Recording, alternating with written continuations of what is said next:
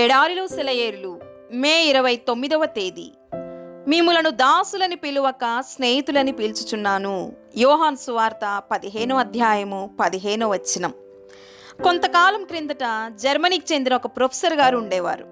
ఆయన జీవితం ఆయన విద్యార్థులకు చాలా ఆశ్చర్యం కలిగించేది. కొందరు ఆయన జీవిత రహస్యం ఏమిటో తెలుసుకోవాలని నిశ్చయించుకున్నారు. అందుకని వాళ్ళల్లో ఒకడు ప్రొఫెసర్ గారు సాధారణంగా తన సాయంకాల సమయాలు గడిపే గదిలో ఒక చోట ఆయనకి కనిపించకుండా దాక్కున్నాడు. ప్రొఫెసర్ గారు కాస్తంత ఆలస్యంగా ఇల్లు చేరుకున్నారు. చాలా అలసిపోయినట్టున్నారు. కానీ ఒక చోట కూర్చొని 1 గంట సేపు బైబిల్ చదువుకుంటూ గడిపారు. తరువాత తన తలను వంచి కొంతసేపు రహస్య ప్రార్థన చేసుకున్నారు.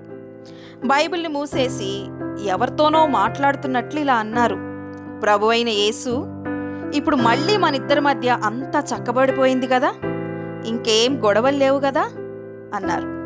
ఈ మాటలు విన్న ఆ విద్యార్థి ఆశ్చర్యానికి గురై ఈ విషయాన్ని తన స్నేహితులకు చెప్పాడు. యేసు హృదయాన్ని ఎరగడం జీవితంలో సాధించదగ్గ అత్యుత్కృష్టమైన విజయం. ప్రతి క్రైస్తవుడు ఎంత కష్టమైనప్పటికీ తనకి క్రీస్తుకి మధ్య వివాదాలు ఏమీ లేకుండా చూసుకోవాలి.